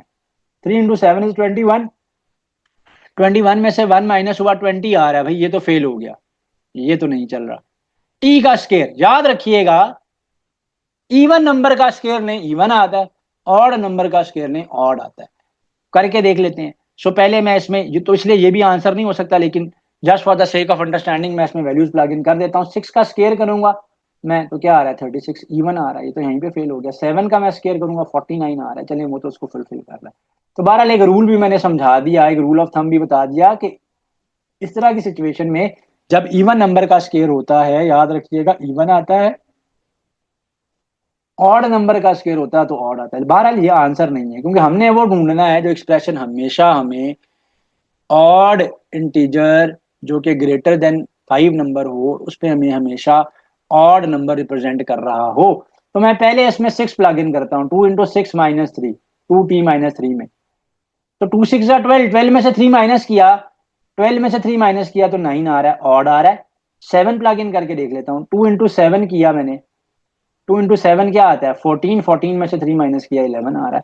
तो इसमें आप कोई भी इंटीजर पुट करें, रिगार्डलेस ऑफ कि वो इवन है या ऑड है, अगर नंबर ग्रेटर देन 5 आप इसमें प्लग इन करते हैं, इंटीजर प्लग इन करते हैं, तो ये हमेशा आपको क्या दे रहा है, ये हमेशा आपको ऑड आंसर दे रहा है। So this is my answer here, ये मेरा आंसर है यहाँ पर, राइट जी। सो इस तरह से आप क्या कर लिया करें, वैल्यूज को प्लग इन करके चेक कर लें, सपोजिशन ले लें, लेकिन थोड़ा सा क्विकली इसको करना है। पेपर में, एंट्रेंस टेस्ट में टाइम मैनेजमेंट जो है वो बड़ा नेसेसरी होता है, जरूरी होता है। क्वेश्चन 5 से स्टार्ट करते हैं। कह रहे हैं Myra had bowling scores of B+6, B-2, B+4 and B-5। What must he score in the next game to get an overall average of B+2। Average का क्वेश्चन है, इजी क्वेश्चन है, question मुश्किल नहीं है, एवरेज का formula लगा के solve हो जाएगा। सिर्फ यहाँ पे डिफरेंस क्या है कि जो यूजुअली मैंने आपको पहले क्वेश्चंस करवाए हैं एवरेजेस के, हमेशा उनमें वैल्यूज होती हैं, यहाँ पे वैल्यूज नहीं है, बल्कि बी की फॉर्म में वैल्यू है, एक वेरिएबल की फॉर्म में वैल्यू है, उसके अलावा कोई इसमें मुश्किल चीज नहीं है। तो मायरा के जो बॉलिंग स्कोर हैं वो क्या है, वो B+6 हैं, B-2 हैं, B+4 हैं और B-5 हैं। ठीक है, तो ये 4 गेम्स का स्कोर हो गए। नेक्स्ट गेम बन जाएगी फिफ्थ गेम। फिफ्थ गेम में वो क्या, यानी नेक्स्ट गेम में वो क्या स्कोर करे कि उसका ओवरऑल एवरेज जो है, ओवरऑल एवरेज जो उसका स्कोर है, जो ओवरऑल एवरेज स्कोर है मायरा का, ठीक है, वो B+2 हो जाए, उसकी वैल्यू जो है ना वो B+2 हो जाए। So we know that average का फॉर्मूला क्या होता है, एवरेज का formula is sum divided by n। तो एवरेज यहां पर गिवन है, एवरेज है जी B+2। फर्स्ट मैच का जो स्कोर है वो B+6 है, सेकंड मैच का जो स्कोर है उसका वो B-2 है, थर्ड मैच का जो उसका स्कोर है वो B+4 है, फोर्थ मैच का जो मायरा का स्कोर है दैट इज B-5, फिफ्थ का स्कोर हम एक्स कर लेते हैं, सबको हम सम कर लेंगे ना, सबको हम सम कर लेंगे। तो एवरेज या मीन कैसे निकालते हैं, जितना भी डेटा गिवन है सबको ऐड करते हैं, divide by total number of datas पे हम उसको डिवाइड कर लेते हैं। तो अब ये 5 वैल्यूज बनती हैं, क्योंकि 4 मैचेस का स्कोर गिवन है, फिफ्थ का स्कोर उसने क्या करना है वो हमसे पूछा गया, तो इसलिए टोटल मैचेस अब 5 हो गए। क्रॉस मल्टीप्लाई कर लेंगे, when will cross multiply it, this will be 5b plus 10। Right side पे क्या हो जाएगा, b plus B, 2b, 3b, 4b। 6 में से 2 को माइनस कर लेंगे, 4 आ जाएगा। 4 में हम 4 को ऐड करेंगे, 8 आ जाएगा। ठीक है, 8 में से हम 5 को माइनस करेंगे तो प्लस 3 हो जाएगा। तो 4b प्लस 3 हो गया, और ये x अपनी जगह पे, हमने तो ये x फाइंड आउट करना है ना। तो will take these values on the left hand side. 5b में से 4b माइनस कर लेंगे, 10 में से हम 3 को माइनस कर लेंगे। 5b में से 4b को माइनस करेंगे, b आ जाएगा।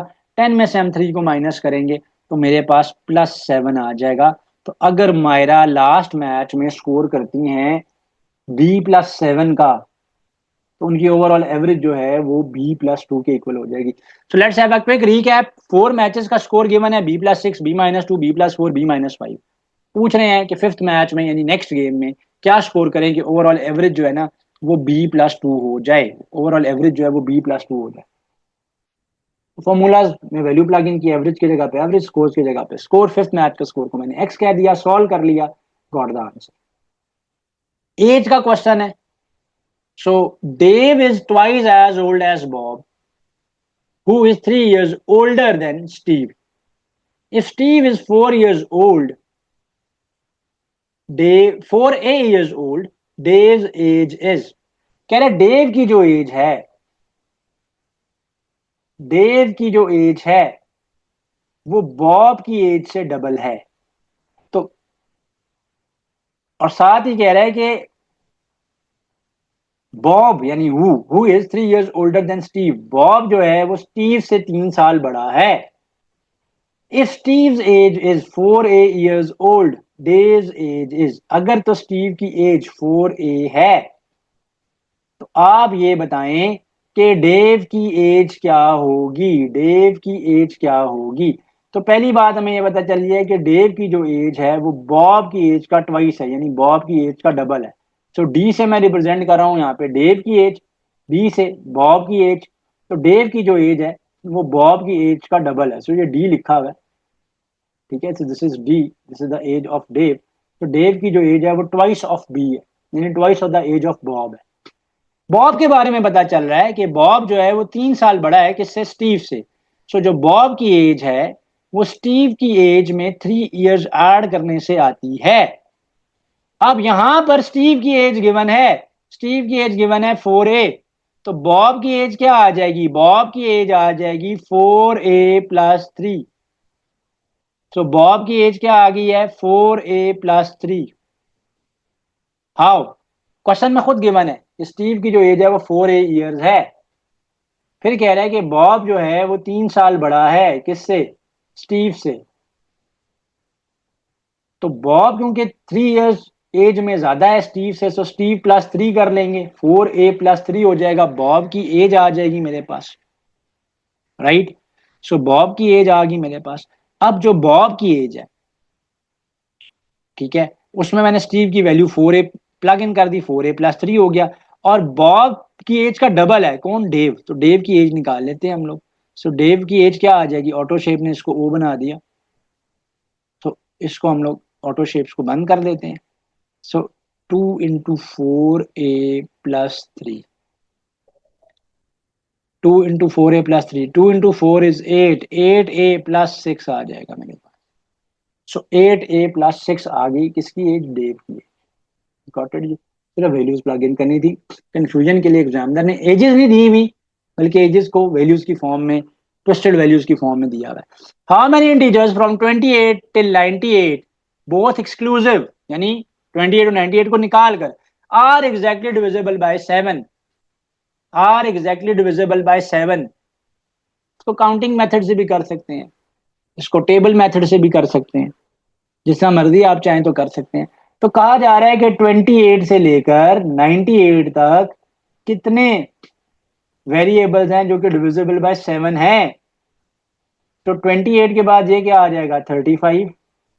फिर 42, 7 7 ज़ा 49, ठीक है जी। फिर मेरे पास क्या आ जाएगा 56, फिर मेरे पास क्या आ जाएगा 63, फिर आ जाएगा 70, 98 तक जाना है ना मैंने, 98 को थोड़ा आगे लिख लेते हैं।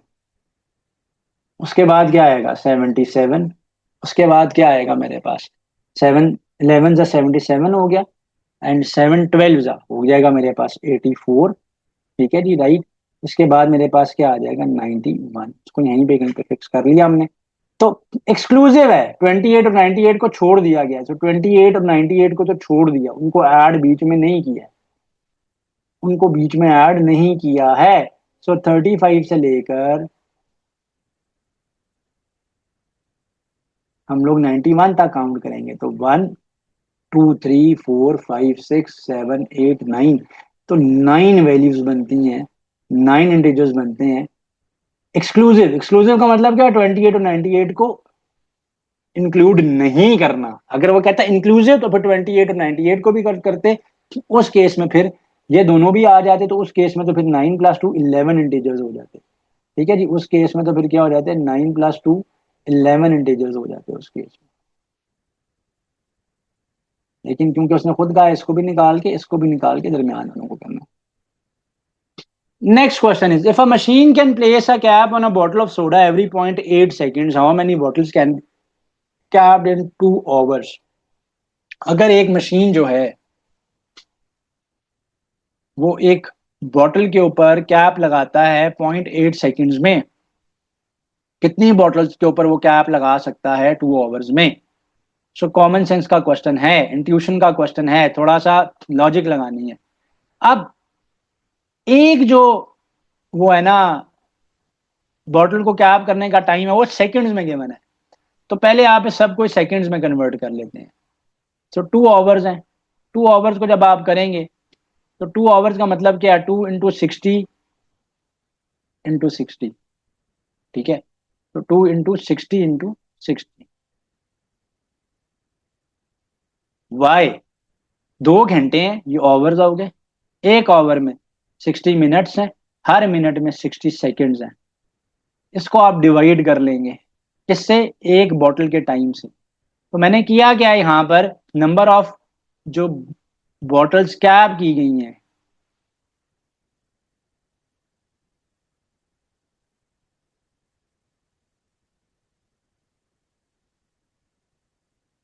नंबर ऑफ बॉटल जो कैप की गई हैं उनको मैंने कैसे निकाला है, उनको मैंने निकाला है टोटल टाइम,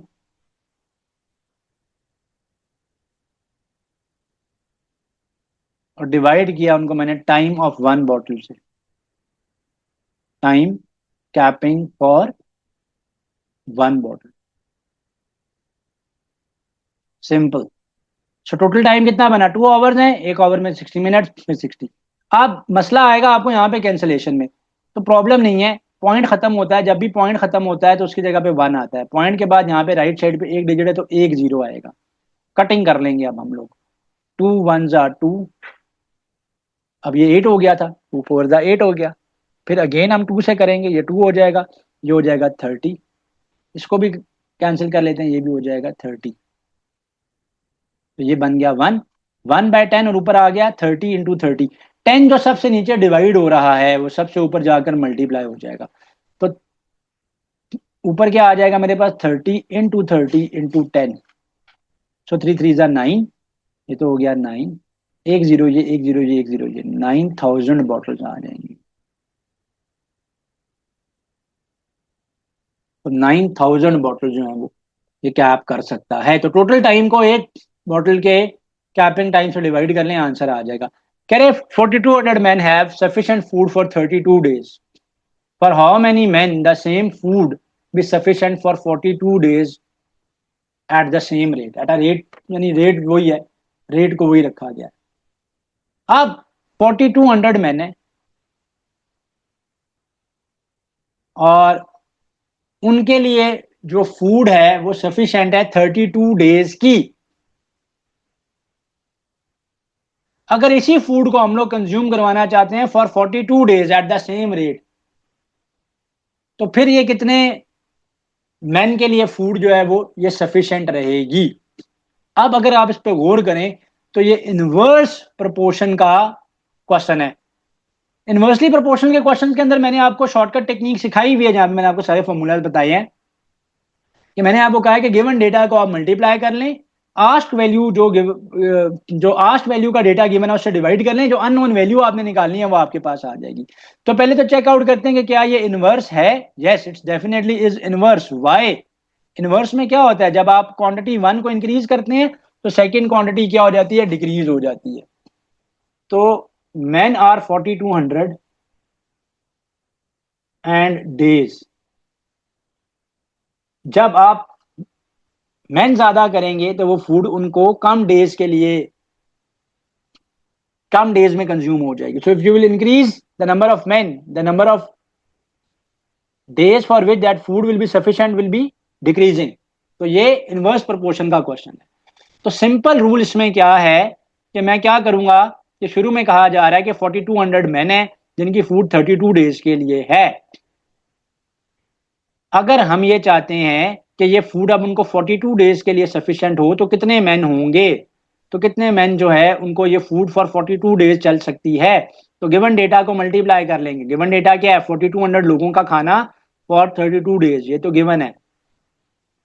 पूछा क्या जा रहा है, अगर अननोन के लिए वैल्यू क्या गिवन है कि 42 डेज के लिए कितने मैन हमें चाहिए होंगे। तो अननोन तो यहां पर है मैन, डेज उसके साथ कितने गिवन है 42, डिवाइड कर लेंगे सिंपली। तो 42 वन जा 42, 42 वन जा 42, ऊपर आ जाएगा 100, 32 इंटू 100 कर लेंगे तो 3200 आ जाएगा आंसर मेरे पास। तो let's have a recap of this question. Question में कहा जा रहा है कि 4200 लोगों का खाना है 32 डेज के लिए। अगर हम ये चाहते हैं कि यही खाना हो लेकिन वो 42 डेज तक कंज्यूम करें तो कितने लोगों को ये खाना 42 डेज तक जो है वो सफिशिएंट होगा।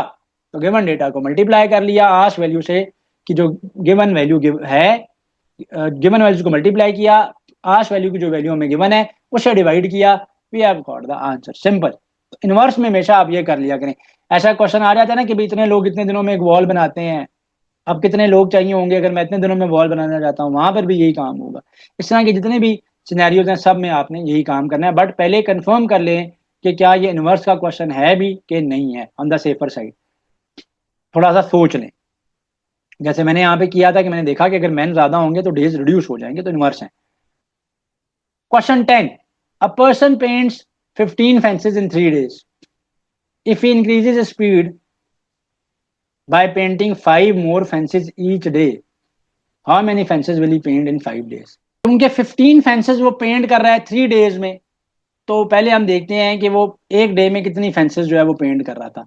तो 15 फेंसेस को अगर वो 3 डेज में पेंट कर रहा है तो 5 फेंसेस जो है ना वो पर डे आ गई। अब नेक्स्ट जो बात कही जा रही थी वो कहती है कि अगर वो अपनी स्पीड को इंक्रीज करता है और हर दिन में 5 मोर फेंसेस पेंट करता है तो 5 फेंसेस ये हो गई। अब अपनी स्पीड को इंक्रीज करके एक्स्ट्रा 5 फेंसेस डेली वो कर रहा है, तो अब एक दिन में वो 10 फेंसेस को पेंट कर रहा है। जब एक दिन में वो 10 फेंसेस को पेंट कर रहा है तो 5 डेज में कितनी फेंसेस आ जाएंगी, 5 इंटू 10 कर लेंगे, 5 इंटू 10 कर लेंगे तो 50 फेंसेस वो पेंट करेगा इन द 5 डेज। सो ये इजी क्वेश्चन था, सिर्फ स्टेटमेंट को जो है ना वो घुमाने की कोशिश की गई थी कि स्टूडेंट जो है वो कंफ्यूजन का शिकार हो जाए।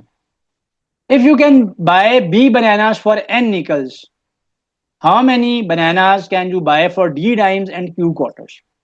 कहा जा रहा है कि अगर आप बी बनानास बाय कर सकते हैं फॉर n निकल्स, तो पहली बात तो ये है कि जो नंबर ऑफ बनानास बाय किए जा सकते हैं फॉर n निकल्स वो बी है। सो बी बनानास की कॉस्ट क्या है, n निकल्स है। निकल्स, सेंट्स, डाइम ये करेंसी ही है, सिर्फ उनके नाम रखे गए हैं। निकल जो है वो 5 सेंट्स को कहते हैं। निकल किसको कहते हैं, 5 सेंट्स को कहते हैं। यहाँ पे कहा जा रहा है कि निकल जो है वो 5 सेंट्स है, डाइम जो है वो 10 सेंट्स है। साथ ही क्वेश्चन में गिवन है कि क्वार्टर जो है वो 25 सेंट्स है। तो हमें ये कहा जा रहा है कि आप कितने बनानास बाय कर सकते हैं अगर आपके पास डी डाइम्स हैं और क्यू क्वार्टर्स हैं। तो पहली बात तो यह है कि बी बनानास की जो कॉस्ट है, बी बनानास की जो कॉस्ट है वो एन निकल्स है। वो कितने निकल्स है, वो एन निकल्स है। अब एक निकल में कितने सेंट्स हैं, 5 सेंट्स हैं। जब एक निकल में 5 सेंट्स हैं, जब एक निकल के अंदर 5 सेंट्स हैं, तो एक निकल के अंदर जो है जब ये 5 सेंट्स हैं तो क्या हो जाएगा, जब एक निकल के अंदर 5 सेंट्स हैं तो क्या हो जाएगा हमारे पास यहाँ पर ये 5n हो जाएंगे सेंट्स। तो सेंट्स कितने हो जाएंगे यहाँ पर 5n, 5n सेंट्स हो गए। तो इससे हम बी बनानास बाय कर सकते थे। वन बनाना की कॉस्ट क्या हो जाएगी?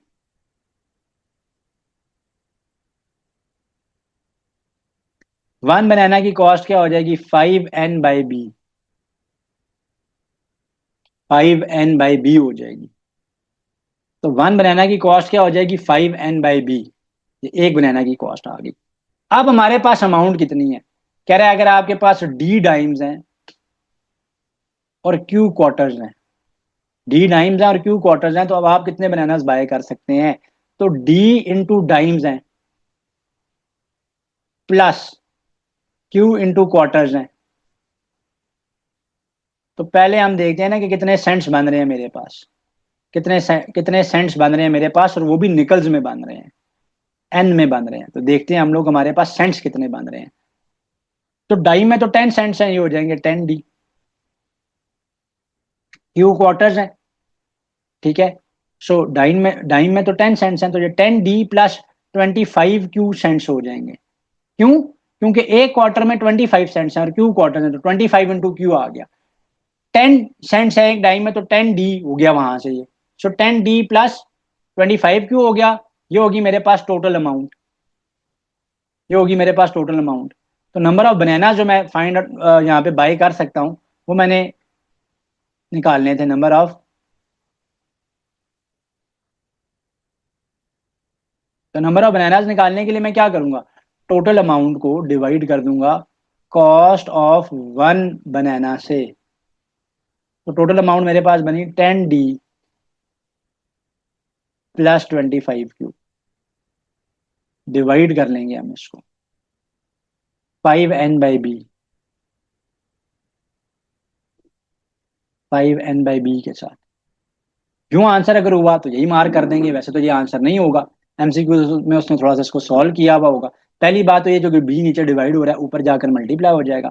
जब ये ऊपर जाकर मल्टीप्लाई हो जाएगा तो ये हो जाएगा 10d plus 25q into into b divided by 5n। Divide हो रहा है किससे? 5n से। यहाँ से 5 इन दोनों में से कॉमन लेके नीचे वाले 5 के साथ कैंसिल कर देंगे। तो जब 5 कॉमन आएगा यहाँ से तो 10 2 बन जाएगा, ये बन जाएगा 5q। नीचे वाले 5n के साथ 5 के साथ कैंसिल हो जाएगा। So 2d plus 5q into b by n, ये इसका आंसर आ जाएगा। तो ये इसका आंसर था जब ये क्वेश्चन को पास पेपर में जो है वो दिया गया। So let's have a recap of it. So कहा जा रहा है कि एक जो बनाना की कॉस्ट है वो n निकल्स है, n निकल्स है। कितने बनानाज आप बाय कर सकते हैं डी डाइम से और क्यू क्वार्टर्स में से? तो नंबर ऑफ बनानाज निकालने के लिए क्या करूंगा मैं? टोटल अमाउंट को कॉस्ट ऑफ वन बनाना से डिवाइड कर दूंगा। अब एक बनाना की जो कॉस्ट है वो n निकल्स है। एक निकल में 5 सेंट्स हैं, तो 5n सेंट्स हो गए।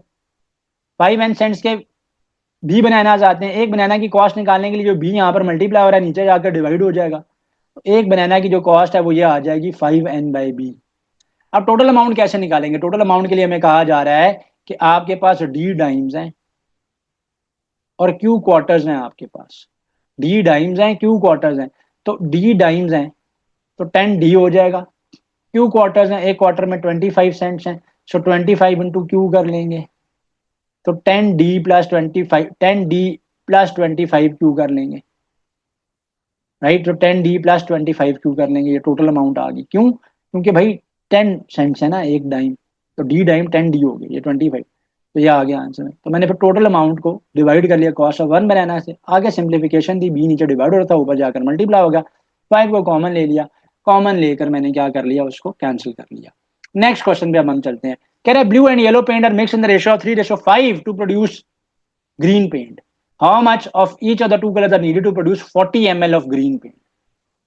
सो हमारे पास क्या है कि ब्लू और येलो पेंट को मिक्स किया जाता है। किस रेशो में मिक्स किया जाता है? 3:5 में मिक्स किया जाता है। और ग्रीन पेंट जो है ना वो बनाया जाता है। कह रहे हैं अगर 40 ml ऑफ ग्रीन पेंट बनाना है तो ये बताइए कि दोनों कलर्स की कितनी मिकदार या क्वांटिटी जो है वो हमें मिक्स करनी पड़ेगी। तो रेशो में हमेशा रेशोइंग फैक्टर्स को एक सपोज कर लें। तो ब्लू टू येलो की जो रेशो है वो है 3:5। तो यह आ जाएगा 3x प्लस 5x। यह आ जाएगा आपके पास 3x प्लस 5x। इसको आप इक्वेट कर लेंगे 40 ml के इक्वल, क्यों? क्योंकि टोटल जो पेंट यहाँ पर बनाया जा रहा है 40 ml है। सो 8x आ जाएगा मेरे पास 40। x की जगह पे क्या आ जाएगा 5। सो x जो रेशियोइंग फैक्टर है वो 5 आ गया, 5 ml आ गया। अब क्योंकि 3 पार्ट्स थे ब्लू पेंट के, 3x पार्ट थे उसके, तो 3 × 5 कर लेंगे, ये आ जाएगा 15 ml। और 5 × x कर लेंगे, 5 × 5 आ जाएगा 25 ml। तो लेट्स हैव अ रीकैप। जब भी रेशो आपके पास, आप उसमें रेशियोइंग फैक्टर को ले लिया करें। रेशियोइंग फैक्टर x मैंने यहाँ पर ले लिया है। सो रेशियोइंग फैक्टर x जो है ना वो यहाँ पर क्या आएगा? रेशियोइंग फैक्टर x जो है वो यहाँ पर आएगा हमारे पास 3x और 5x, क्योंकि 3:5 में है वो। सो x वो नंबर होता है, रेशियोइंग फैक्टर होता है, जिससे वो क्या हो रही हैं, वो चीजें जो है, वो क्वांटिटी जो है वो डिवाइड हो रही हैं। ठीक है, तो टोटल अमाउंट 40 ml थी। सॉल्व कर लिया, x की वैल्यू क्या आ गई मेरे पास? x की वैल्यू मेरे पास 5 आ गई है। नेक्स्ट क्वेश्चन है question number 12। Win to loss ratio, ये लैस लिखा हुआ है, विन टू लॉस है basically. Ratio for two teams is 5:2 and 7:3। Which team has better record? ठीक है, किस टीम का बेटर रिकॉर्ड है? तो विन टू लॉस रेशो है, विन टू लॉस रेशो है। तो इसका मतलब है अगर 5:2 है तो ये विनिंग मैचेस है और ये मैचेस लॉस्ट हैं। ठीक है, it means that total matches यहां पर कितने खेले गए हैं? 7, जिसमें से 5 जीते हैं, 2 हारे हैं। तो हम क्या कर लेते हैं, हम देख लेते हैं कि किस टीम की ज्यादा बेहतर रेशो है। तो विनिंग रेशो बेहतर है, तो इसकी 5/7 विनिंग रेशो है। 7 क्यों आया भाई? टोटल मैचेस 7 हो गए हैं ना, टोटल मैचेस 7 हो गए हैं। जबकि इसकी रेशो क्या है? इसकी win to loss ratio team b की क्या है? ये टीम बी है, ये मेरे पास टीम ए है। तो टीम बी के लिए क्या हो जाएगा? 7 और 3 10 हो जाएंगे। 7 और 3 क्या हो जाएंगे? 10। इसमें से 7 जो है वो जीते हैं, तो 7/10 हो जाएगी। 7 जीते हैं, 3 जो है वो हारे हैं, क्योंकि विन टू लॉस लिखा हुआ है, तो विन पहले है लॉस बाद में है। अब चेक कर लेते हैं कौन सी वैल्यू बड़ी बन रही है। तो 5 को 7 से मैं क्या कर लेता हूँ? डिवाइड कर लेता हूँ। तो पॉइंट लगाएंगे यहाँ पे, पॉइंट लगा के यहाँ पे 0 आ जाएगा। 7 7 49 आ गया। 1 बचा, 1 जब बचेगा यहाँ पर मेरे पास, ठीक है, तो मैं क्या करूंगा कि मैं जो है इसको अगेन 0 लगाऊंगा, 1 आ जाएगा। तो 0.71 समथिंग आ रहा है इसकी टोटल मैचेस में से जीतने की आप परसेंटेज कह दें, आप जीतने की परसेंटेज कह सकते हैं। यहां पर क्या आ रहा है? यहां पर क्या आ रहा है? तो यहाँ पर 7 है, ये 10। पॉइंट लगाएंगे, यहाँ पर 0 आएगा। 10 7 जा 70 आ रहा है। तो ये 0.7 आ रहा है और ये 0.7 से आगे जा रहा है, 0.71 जा रहा है। तो ये जो टीम है इसकी जीतने की जो रेशो है वो ज्यादा है एज कंपेयर टू इसके। अच्छा, ये मैंने किया ना विन और टोटल के साथ, अब विन और लॉस के साथ भी कर सकते थे। 5/2 की रेशो को 5/2 रहने देते, डिवाइड करते, 5/2 आ रहा था 2.5, ये तो क्लियर है। अच्छा, 7/10 करते, तो नहीं नहीं सॉरी 7/3 करते, 7/3 करते तो वो हम निकाल लेते हैं, क्योंकि 7 विनिंग है और 3 लूजिंग है। तो वो करते जब हम, तो 3 2 जा 6, 1 है। पॉइंट लगा के यहाँ पे मैंने 0 लगा दिया, 3 3 जा 9, तो 2.3। तो इसकी कम आ रही है रेशो, इसकी फिर भी ज्यादा आ रही है रेशो। तो उतना भी हो सकता था, यूं भी हो सकता था। तो वो मेरा ख्याल है जो सेकंड मेथड मैंने बताया वो ज्यादा इजी है, कि उसमें टोटल करने की जरूरत नहीं है। सिंपली आप क्या कर लें, वैल्यूज को डिवाइड कर लें, आंसर आ जाएगा। Next question is question number 13। If a jet travels 1280 kilometres in 2 hours, अगर एक जेट ट्रेवल करता है 1280 किलोमीटर्स कितने टाइम में? 2 आवर्स में। How many kilometres will travel in 5.5 hours? 5.5 hours में वो कितना ट्रेवल करेगा? अगर एक जेट 1280 किलोमीटर्स ट्रेवल करता है 2 घंटों में, तो 5.5 आवर्स में, 5.5 आवर्स में वो कितना ट्रेवल करेगा? तो पहले तो हमें उसकी स्पीड निकालनी पड़ेगी। तो स्पीड कैसे आएगी? स्पीड आएगी डिस्टेंस डिवाइडेड बाय टाइम। तो ये है 1280 डिवाइडेड बाय 2। 1280 डिवाइडेड बाय 2 करेंगे, 2 1 जा 2, 2 6 जा 4 और 0 640 आ गया। तो 640 किलोमीटर उसकी स्पीड बनती है, 640 किलोमीटर उसकी स्पीड बनती है। 5.5 आवर्स में कितना डिस्टेंस ट्रेवल करेगा? तो डिस्टेंस निकालने के लिए क्या आ जाता है, स्पीड इनटू टाइम। स्पीड है 640 640 and time is 5.5 hours. Multiply कर लेते हैं 640 को 5.5 से मल्टीप्लाई कर लेते हैं। 5 0 0, 5 4 20 का जीरो, 2 चला गया कैरी, 5 6 30, 30 में हम 2 ऐड करेंगे 32 आ जाएगा। क्रॉस कर लेंगे अगेन, 5 0 0, 5 4 20, 20 का जीरो, 2 अगेन कैरी, 5 6 30, 30 में 2 ऐड किया 32 आ गया। वही आ रहा है ना, ऊपर भी 5 से मल्टीप्लाई बन के 0 0 2 5 और 3। अब राइट साइड पे एक डिजिट के साथ पॉइंट है तो राइट साइड से एक डिजिट के बाद पॉइंट लगा लेंगे। 3520.0 हो जाएगा, यानी 3520 किलोमीटर हो जाएगा। तो 3520 किलोमीटर हो जाएगा ये। तो इतना डिस्टेंस वो ट्रेवल करेगा अगर वो इस स्पीड के साथ चलता है। ये जो आई थी 640 किलोमीटर, जो कि मैंने इससे निकाली थी, right. This one was easy, इसलिए मैं इसका रिकैप नहीं दे रहा। क्वेश्चन 14 पे चलते हैं। अगेन ऊपर भी मैंने बताया है, अगेन वैसा क्वेश्चन आ गया। नीचे कह रहा है 5 workers can paint a certain number of houses in 24 days, how much time will the 40 workers take for the same number of houses. अगर 15 वर्कर्स पेंट करते हैं एक सर्टेन नंबर ऑफ हाउसेज को 24 डेज में, तो 40 workers same number of houses को कितने time में पेंट करेंगे। अगेन इनवर्स का क्वेश्चन है। अगेन क्या है, ये इनवर्स का क्वेश्चन है। तो जब ये इनवर्स का क्वेश्चन है तो हमने क्या करना है कि गिवन डेटा को मल्टीप्लाई कर लेना है, जैसे मैंने ऊपर बताया था। तो 15 इंटू 24 कर लेते हैं। इनवर्स का क्वेश्चन क्यों है भाई, वर्कर्स बढ़ाएंगे डेज कम हो जाएंगे, इनवर्स है। पूछ रहा है 40 के लिए, उससे डिवाइड कर लेंगे, कैंसिल कर लेते हैं, आंसर आ जाएगा हमारे पास। 8 3 ज़ा 24, 8 5 ज़ा 40, 5 1 ज़ा 5, 5 5 1 ज़ा 5। Let me turn off the auto shift. 5 1 ज़ा 5, 5 3 ज़ा 15, 3 इंटू 3 कर लेंगे, 9 आ जाएगा मेरे पास। तो 9, 40 वर्कर्स अगर आपके पास हैं तो फिर तो 9 डेज के अंदर ही वो इस हाउस को पेंट कर देंगे। सो बाय द वे हमने इसको कंपाउंड प्रोपोर्शन के लिए भी देखा हुआ है, वो भी आपने लाजमी दोबारा रिवाइज करना है।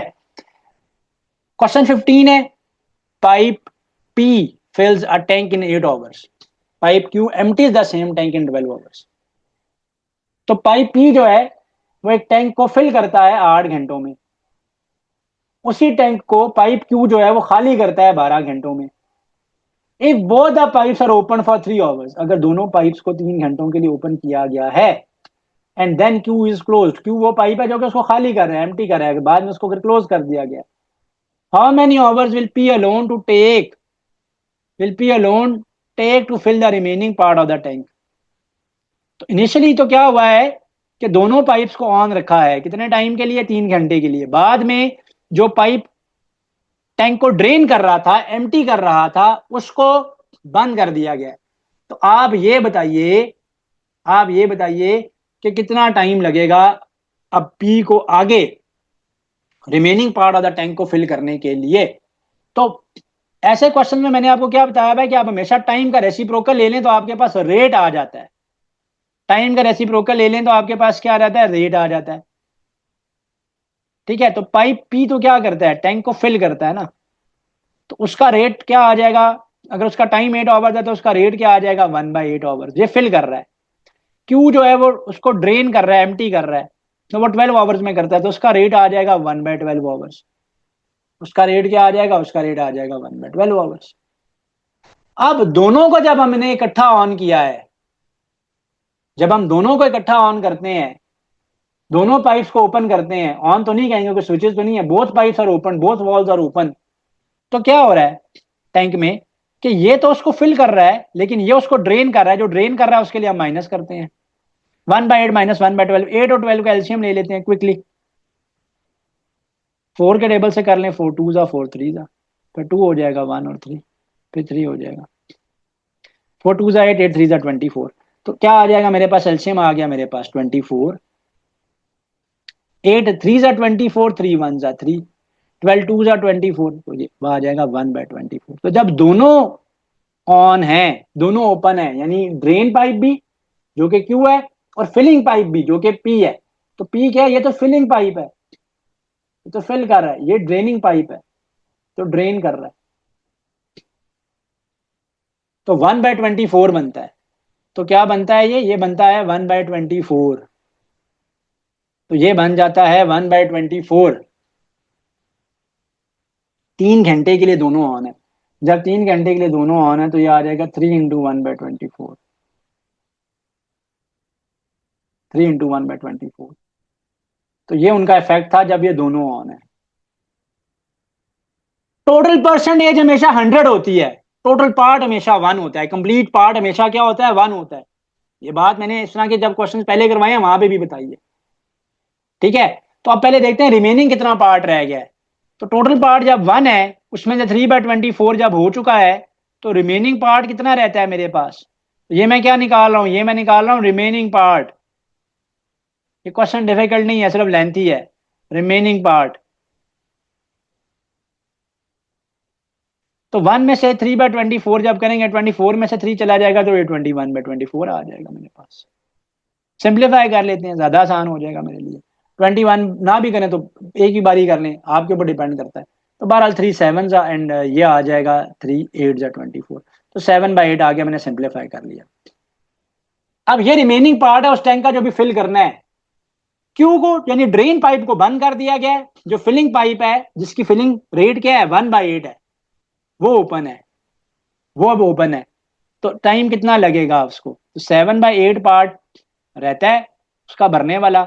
जिस रेट से बढ़ा जाएगा वो 1/8 है। तो जिस रेट से उसको फिलअप करेंगे 1/8 है, 8 8 के साथ कैंसिल हो जाएगा।